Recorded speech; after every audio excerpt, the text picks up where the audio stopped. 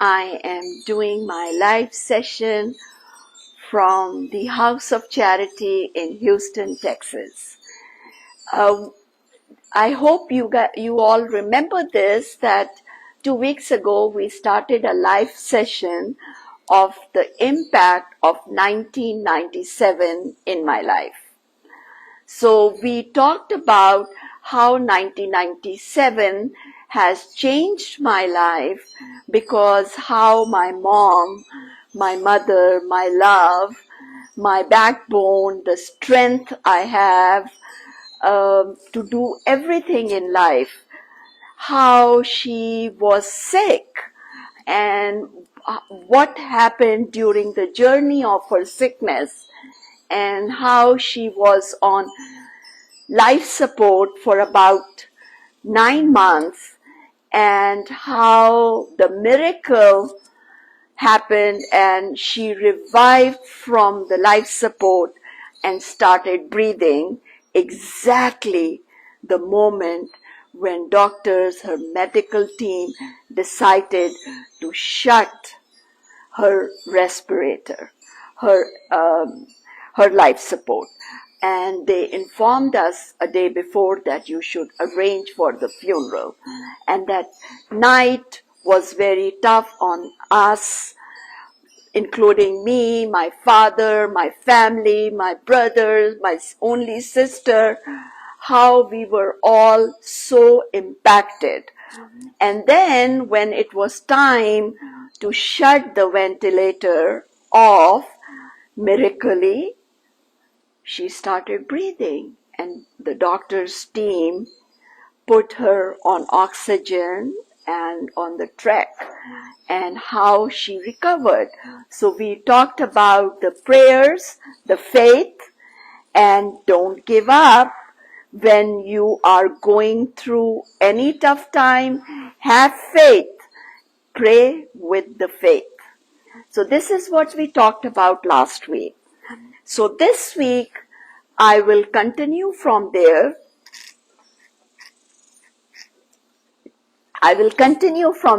And I will talk about what happened after that. I mean, we all thought that, oh, now she's breathing, so she's fine. But she was not fine, because she stayed for 9 months on one bed, on the ventilator. So all her muscles were weak. She was 220 pounds.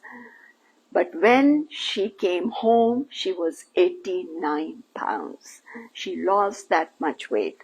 She looked old, though she was only 60 years old. But she looked really old. The wrinkles. She was not able to talk, because she laid for so long. Her muscles were so weak, she was not even able to sit. So, gradually, the rehab started. So the team of the doctors decided that they will move her into a rehab facility until she is able to live a normal life. But I took a stand and I said, we are 5 siblings. There is no way we will send our mother in rehab. And then somehow, the doctors understood what I was saying. My prayers were answered again, and doctors decided to provide us with the training, how we can take care of her, and they decided to bring her home. You can take her home. So bringing her home was a really long procedure.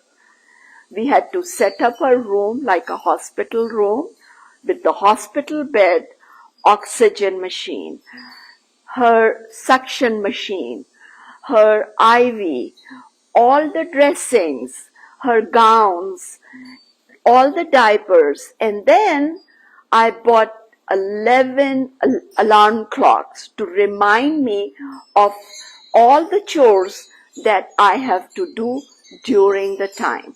Like, for example, give her medicine, change her diaper, do the suction, teach her how to sit, teach my mom to how to suck from the straw. Time for her to change her clothes, time to socialize, time to put her on a wheelchair and take her into the living room.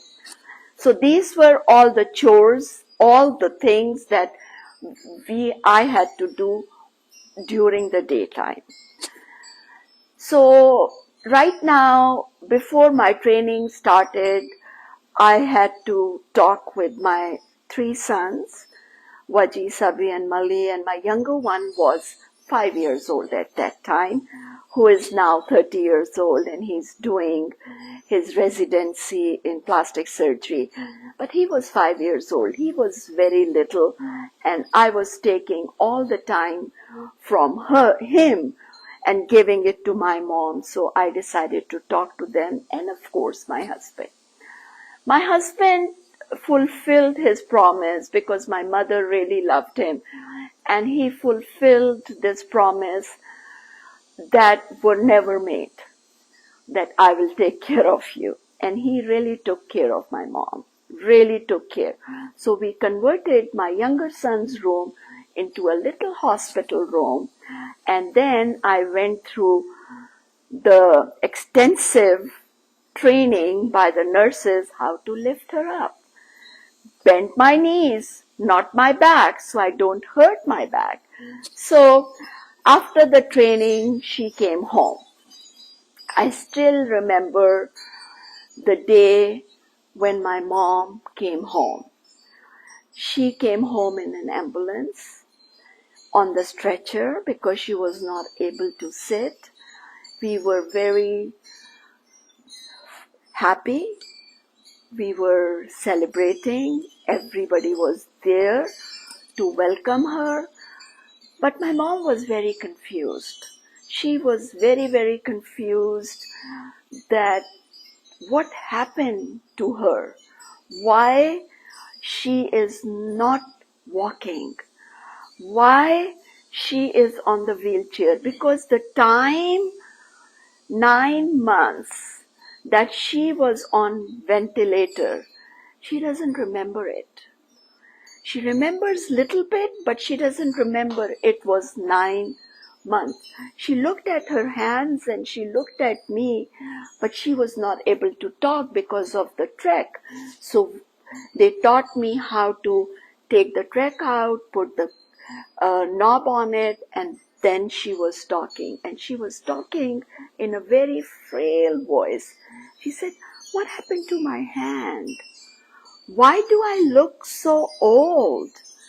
And then I realized, oh my goodness, my mom did not see herself in the mirror for all this time because she was laying on the bed.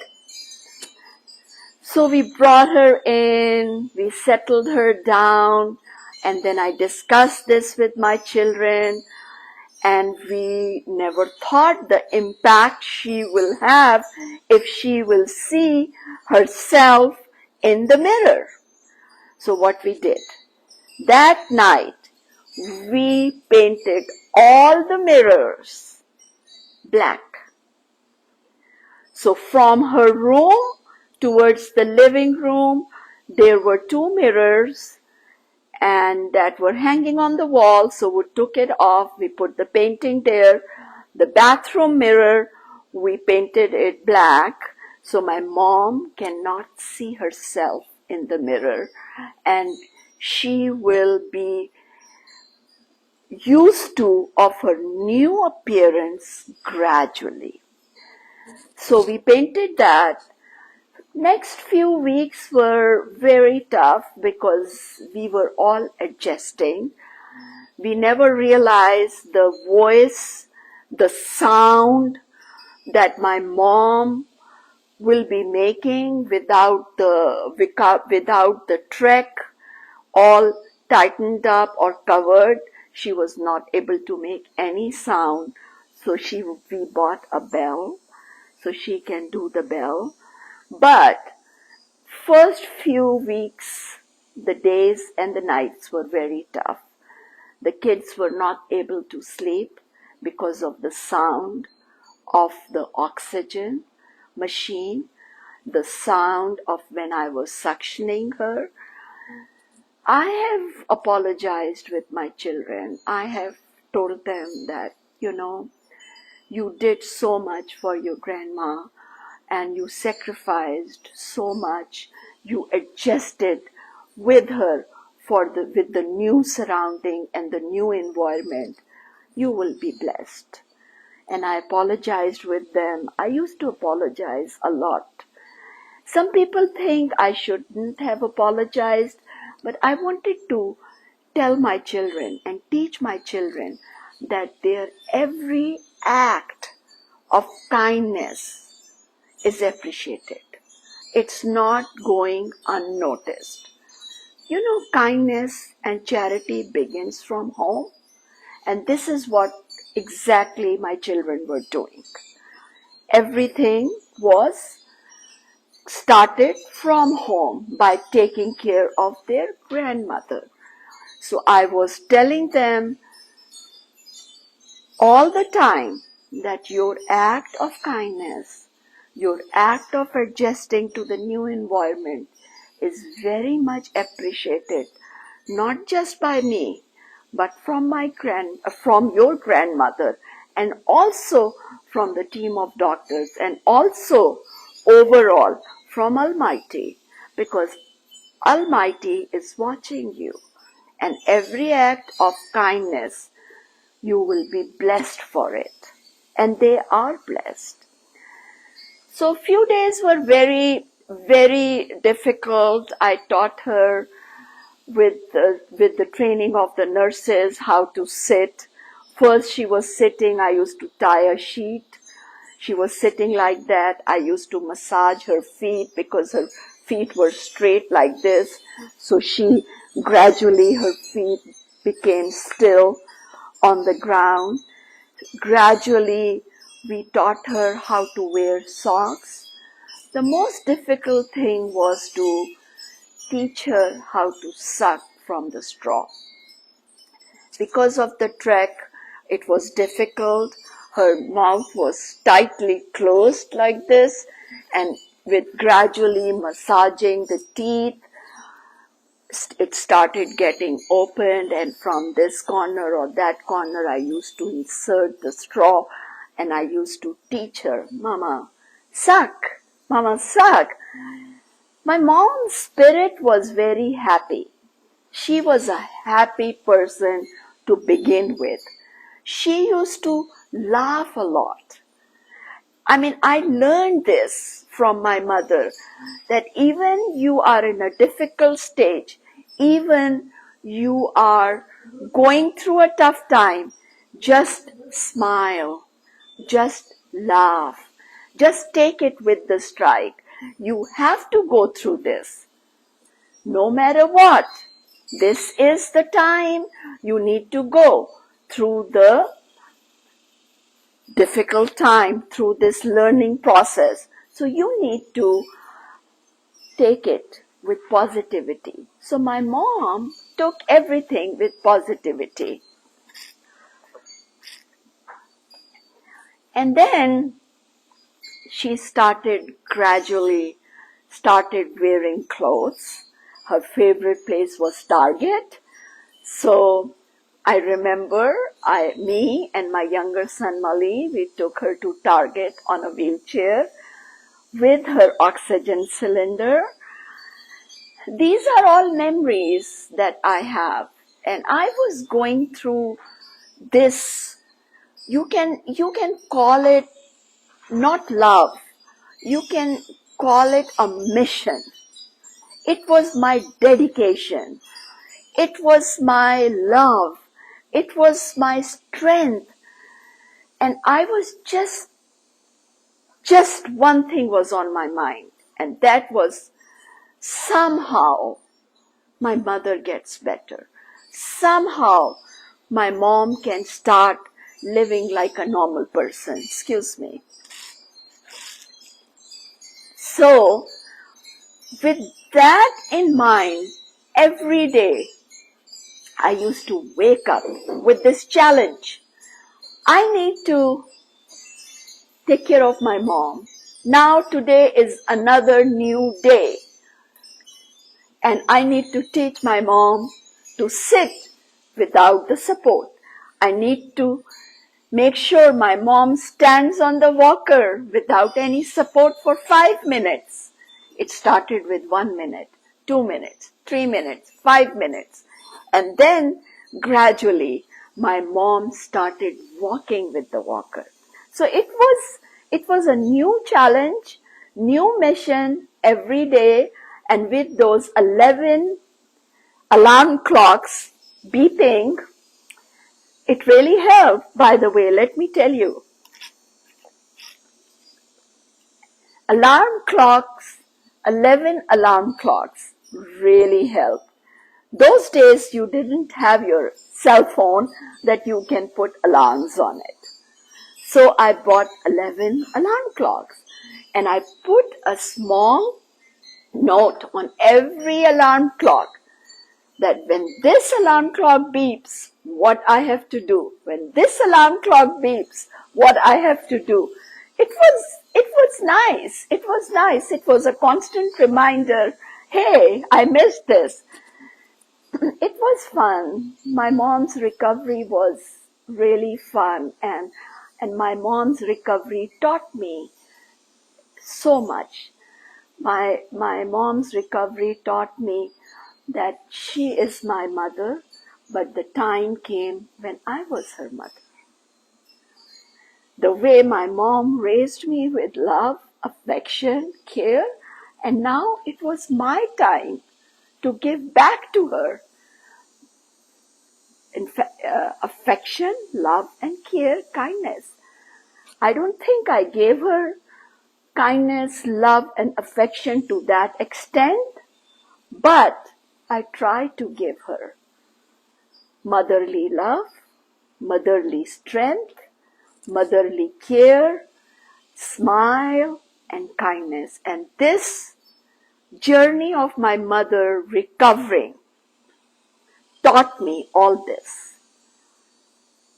Believe me, love, care, kindness, dedication, and your commitment can change everything in this world. If you have these 5 gestures in you, qualities in you, you can conquer the world. But when I say conquer the world, I don't mean conquer the world. I mean spreading love. I mean people will remember you because of these 5 things.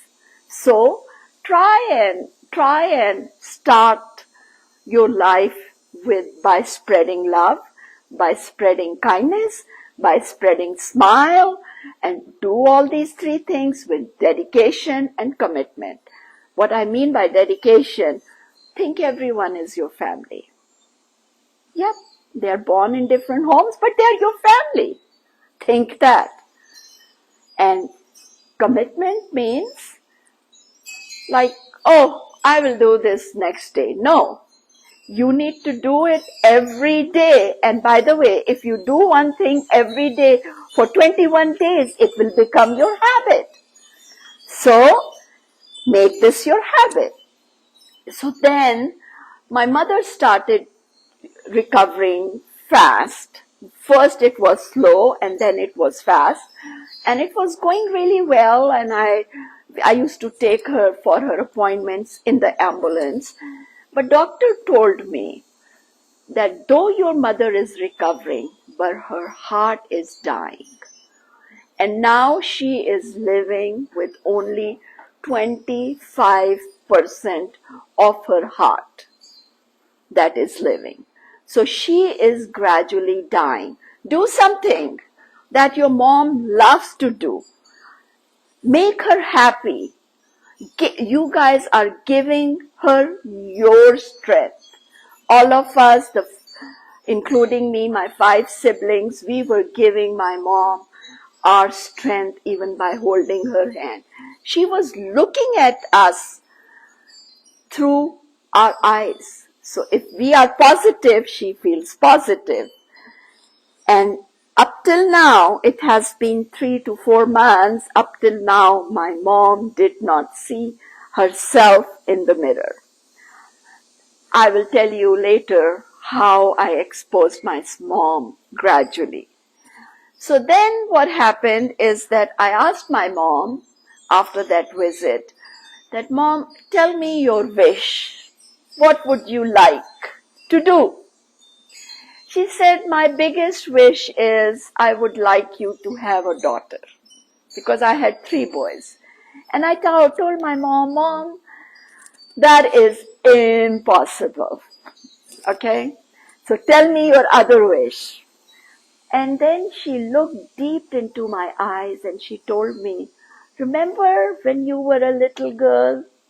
Remember before you got married, all your school years, you used to talk about how you will start a charity organization, how you will serve the children.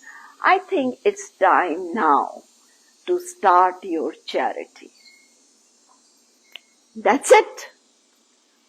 The House of Charity got registered with my mom's name on it. She is the founder. She signed on it. And House of Charity came into existence. 1997 in February. 14th February. My mom's birthday was on 23rd February, but my mom said, Valentine's Day is on 14th, your brother's birthday is on 14th, so let's do it on 14th because you will be spreading love. So House of Charity was registered on 14th February 1997. Though we were doing the charity work before that, but it was not registered in United States. And then my mom left us in June 1997. I will talk to you about her final departure when she left us and how registering House of Charity as a non-profit helped me give all my love, all my affection, care, smile with dedication and commitment that I had for my mom to my organization. I have never said this to anybody, but I am sharing this now with all of you, that House of Charity is like my mother. Every child, every project that we do through House of Charity, every smile that we spread through House of Charity feels like, and I believe this, that my mom is watching from heaven and telling me, good job, Hashmat, go ahead, don't stop, keep doing. So we will talk about this next Friday. Up till then, I would like to say goodbye to you. Goodbye and thank you so much for listening. If you have any questions, please inbox us and love you all. Take care. Goodbye.